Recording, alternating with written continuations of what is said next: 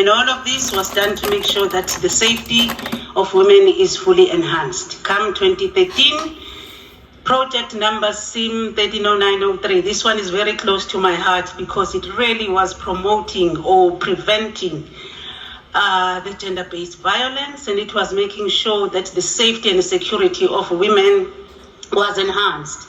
Again, it was a very controversial topic according to other sectors. However, for the mining sector, it was like we want to know what we are dealing with so that then we can put the mitigating strategies in place and be able to protect our women in mining psychologically and otherwise, so that they can be fully incorporated into the sector and thrive and really achieve their professional and work dreams and aspirations. So based on that, I am sharing the success stories based on those three projects because they sort of form a foundation for any work that will emanate going forward, including the focus of the presentation which I'm going to present today. And I must say, Program Director and the organizing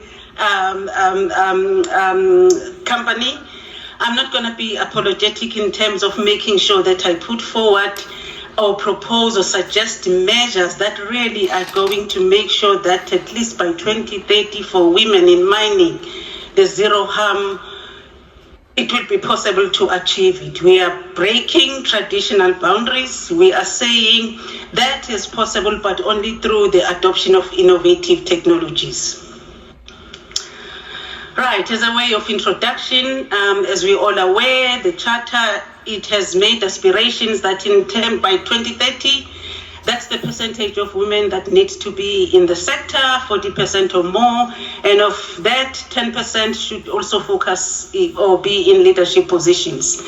Colleagues, we also should not be cognizant, we should be cognizant of the fact that there are unique challenges that women in mining are faced with. I'm saying unique in a sense that they are exclusive to them by virtue of their biological makeup and any other roles that they are expected to play in society. And we really have to respect that and make sure that the relevant provisions that are provided or in place to ensure that they are protected. The key focus that we really need to be focusing on is the health and safety concern for these women, the gender-specific risk, and the critical need for embracing innovation. We are in the fourth industrial revolution. We are in the 21st century. So innovation technologies or innovative technologies, they should really be enabling us to promote the health and safety in the different work processes that our workers are involved in. In this case, I'm really advocating for women in mining. So for the purposes of this discussion or this presentation, I am saying we really need to explore the innovative technologies, particularly those that break boundaries and achieve the zero harm for women in mining. And these are the two questions, or that's the question that really I would like to pose for all of us as colleagues in terms of making sure that women are protected. How can we further drive innovation in mining safety for women? I cannot really impose. All I can do is to gather evidence following a systematic approach, consult with the stakeholders, mostly women in this regard, and make sure that solutions or recommendations that are brought forward, they are really geared towards enhancing their health and safety, most importantly, enhancing the zero harm tolerance. As a background, I thought I should just bring this information or include this slide. This is against the notion that the Minister of Health yesterday provided us with a comprehensive definition of health. Coupled with that, we all know as a country that we are really troubled by the quadruple burden of disease, which we simply term as a cocktail of different serious epidemics that come into play at the same time. If you look at those, there are four, which is HIV and AIDS and TB. the silent killers, which are non-communicable diseases. Then we have the high maternal and mortality rates and the high level of violence and injuries. I'm mentioning those quadruple burden of disease so that you can understand them and put them into perspective when then you bring up the notion of women in mining, in a sense that them as the quadruple burden of diseases. However, there are other factors that come into play, which then make it even more complex in terms of trying to promote the health and safety of women in mining. The visual illustration that I put forward, it's actually showing that. And I also listed other factors like the mining hazards that women in mining are exposed to, the climate change that we are all experiencing currently, and we can even understand its impact in the mining workplaces in terms of maybe increasing the risk of heat stresses.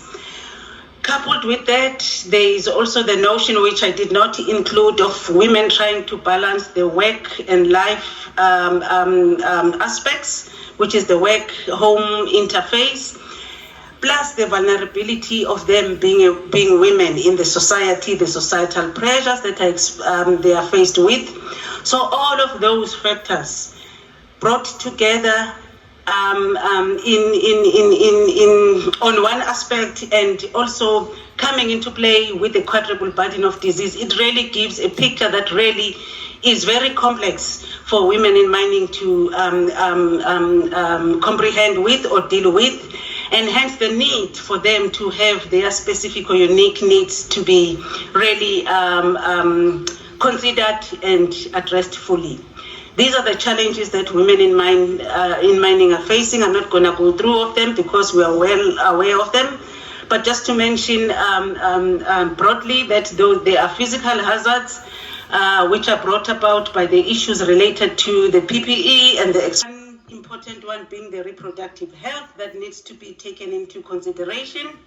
The workplace harassment and violence, which impacts on their psychological safety and make them really to be at risk of gender-based violence and discrimination at the workplace. And most importantly, the lack of representation in leadership. So we need to consider that against the drawback of the quadruple burden of disease and other factors that I explained in the previous slide. The focus for today's presentation was then to say, how do we then break those boundaries if we want to achieve this zero harm for women in mining? To do that, as an industry, we really need to embark or embrace on practical, innovative initiatives, which are really going to assist us in trying to accelerate the achievement of the goal. Secondly, the initiatives that we need to embark on, they need to address both the physical and psychological health. Again, relating to the definition of health by the World Health Organization that the Minister of Health yesterday provided to us. And we also need to make sure that the embracement or acceptance of technology, the policies and training, they are adapted to meet the specific needs of women who are working in hazardous areas in this sector. Lastly, we'll then unpack each aspect so that you could see how we can then implement this in the sector so that it becomes a reality. SIM 10904 already gave us a groundwork or a foundation to move on in terms of making sure that the PPE is made available. However, it needs to be personalized. The way I've presented it is that I've identified sort of like a problem that we really need to focus on, what solutions that embrace technology and that are innovative, and then the practical examples that either we have locally or that have been implemented with success elsewhere, all in the spirit of trying to promote leading practices or best practices that could be adopted so that our women's health and safety is enhanced and they are not compromised. Currently, we were saying at that time before the study was conducted that the PPE was traditionally designed for men, which then caused discomfort because it was ill-fitting.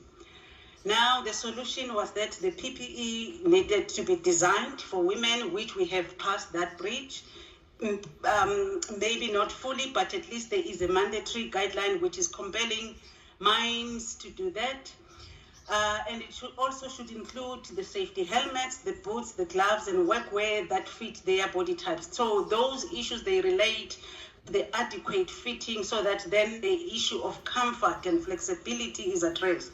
However, the innovation needs to come on board in a sense that the material that is used in designing or manufacturing the PPE needs to be of a lightweight material so that it really does not add any extra weight, given the nature, the labor-intensive nature of the work that the women are doing. Now I can continue. Oh,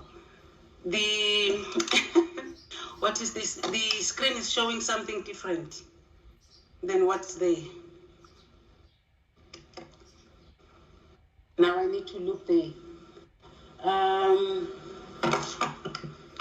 So it's the weight of the material that is being used, plus gender-specific economic design, coupled with technology, wearable technology that could be used, which could be integrated into the PPE. That is really important because it can assist in terms of monitoring temperature levels. There will be temperature sensors that could be incorporated in that workwear, and maybe sensors that also relate to the fatigue monitoring. And all of those, they can improve the safety outcomes. So all what I was trying to do here is just to give some pointers that really could enhance the PPE that's already fitting well for women in mining, to make sure that there are other aspects that really try and identify signs that really indicate some abnormalities or anomalies that could indicate a significant or a particular disorder or problem.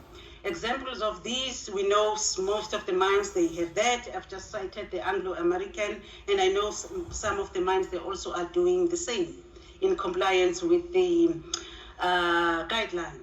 The next one that we can look at is the wearable technology and smart clothing. I mean, currently the issue that we could put forward is that the real-time monitoring of health risk is very crucial and it needs to happen. We all know that real-time monitoring, it actually assists in terms of knowing what issues and how much of it is there, identifying the trend, so that you can put up systems or interventions that could work at source immediately before the issue becomes aggravated, especially in hazardous environments. The solution that I'm proposing, or that mines could look at, is deploying wearable technologies such as the smart helmets, the exoskeletons. These are the hard body structures that could be fitted or women can wear on top of their PPE, which will provide an extra layer of protection, as well as health monitoring vests that can track things like the vital signs, like the heart rate. We all know that when the heart rate begins to pace up, then it's an indication of some abnormality. So it can be interpreted as a warning sign that needs intervention or attention. Body temperature, the minute it goes up, we know that it is an indication of an underlying abnormality, as well as fatigue levels. I've just mentioned those three because those are the critical signs of an underlying abnormality, which will then require further investigation. If we are able to detect that at source or earlier through the use of the smart technology, then we are able to dig deeper to understand the nature of the problem, and then it could be identified earlier before it becomes complicated. Again, these devices can serve as both alert devices or signs, both for women in mining and supervisors, so that then they could aim at putting intervention that is meant to reduce the risk of accidents before they could actually occur.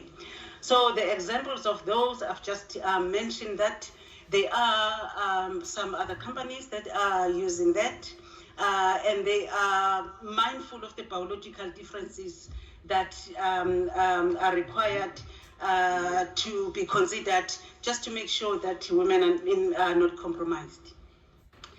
Another intervention relates to the health surveillance and monitoring systems. The current issue is that we know women in mining, they face different health challenges compared to men because, again, of their biological and physiological makeup and the other roles that I mentioned in the second slide. However, the challenge is that those are often not adequately trained and addressed. Based on the principle of occupational health, which says you cannot manage what you don't know. So if you don't know those challenges, if they are not identified, then it becomes problematic because then there won't be interventions that address those. Part of the solutions could include gender-sensitive occupational health surveillance systems that collect data on women's health and safety in real time. This I cannot overemphasize because it really allows mines to act promptly before any situation aggravates. These real time monitoring can assist in terms of analyzing the trend.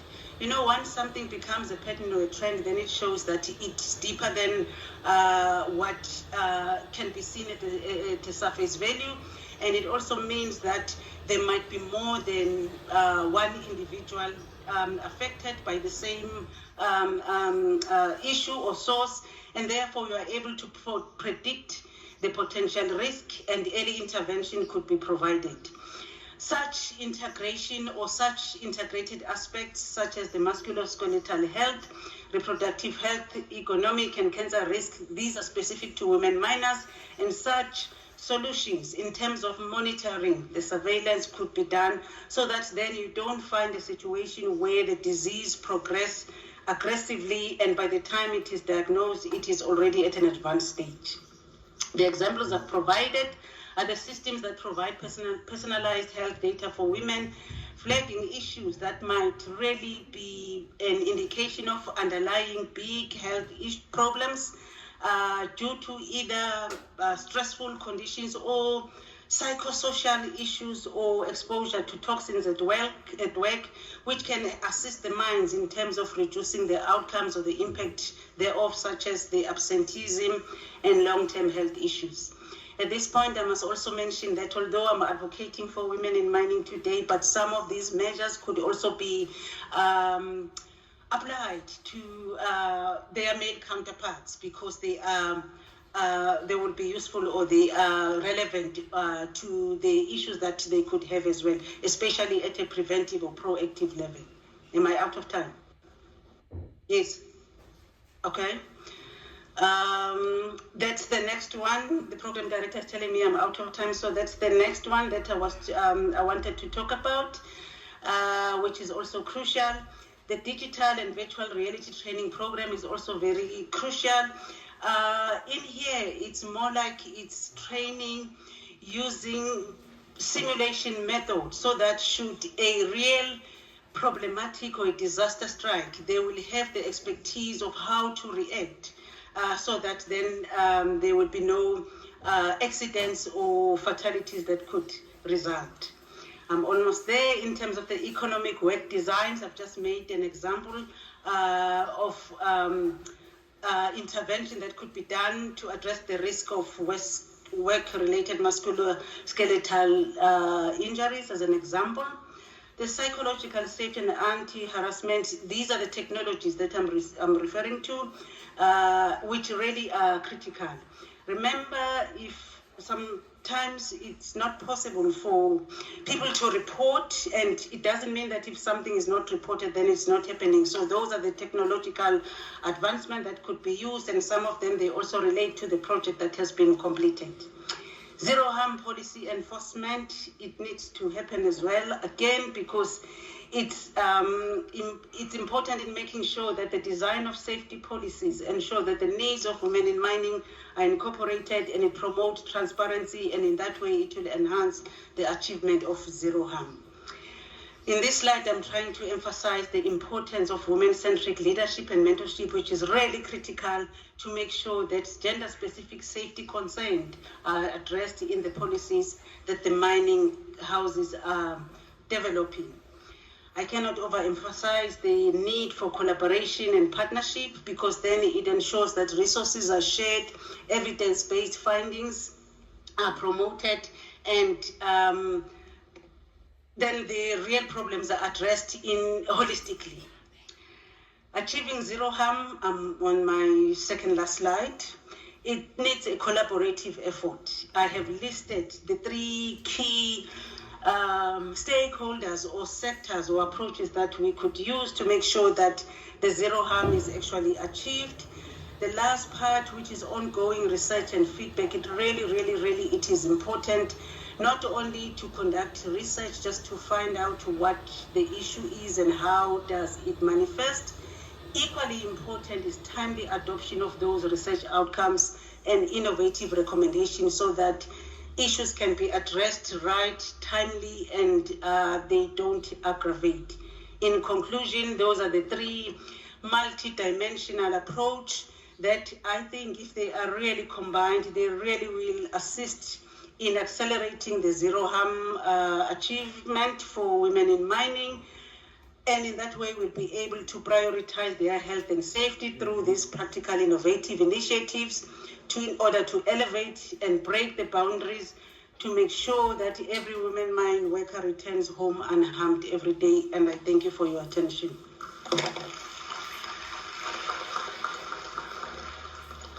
Thank you very much, Prof.